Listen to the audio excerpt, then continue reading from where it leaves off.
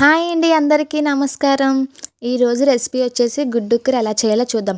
ముందుగా వీడియోలోకి వెళ్ళే ముందు మన ఛానల్కి సబ్స్క్రైబ్ చేసి, లైక్ చేసి, కామెంట్ చేయడం అస్సలు మర్చిపోకండి. ఇప్పుడైతే ప్రాసెస్లోకి వెళ్దాం. ముందుగా కళాయిలోని ఆయిల్ వేసుకొని, ఆయిల్ హీట్ అయిన తర్వాత సన్నగా కట్ చేసుకున్న ఉల్లిపాయలు వేసుకొని బాగా ఫ్రై చేసుకోవాలి. ఉల్లిపాయలు ఫ్రై అయిన తర్వాత చిన్న చిన్నగా ముక్కలు కట్ చేసుకున్న టమాటీ ముక్కలు కూడా వేసుకొని బాగా ఫ్రై చేసుకోవాలి. టమాటీ ముక్కలు ఉల్లిపాయలు బాగా దగ్గర పడిన తర్వాత ఇప్పుడు బాగా వేగిన ఉల్లిపాయలు టమాటీల్లోకి 4 గుడ్లు ఒక్కొక్క దాని తర్వాత ఒక్కొక్కటి పగలగొట్టి వేసుకోవాలి.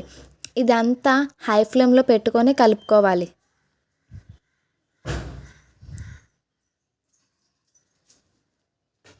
ఇప్పుడు ఇలా పగలగొట్టిన గుడ్లన్నీ బాగా మిక్స్ చేసుకోవాలి. హై ఫ్లేమ్లో పెట్టుకొని మనం బాగా గుడ్లు ఇవన్నీ బాగా కలిసినట్టు కలుపుకోవాలి.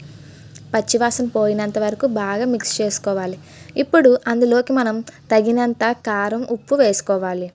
నేనైతే ఇక్కడ 1½ స్పూన్ కారము, అలాగే ½ స్పూన్ సాల్ట్ వేసుకొని బాగా మిక్స్ చేసుకోవాలి. ఇదంతా మనం హై ఫ్లేమ్లో పెట్టుకొని మిక్స్ చేయాలి.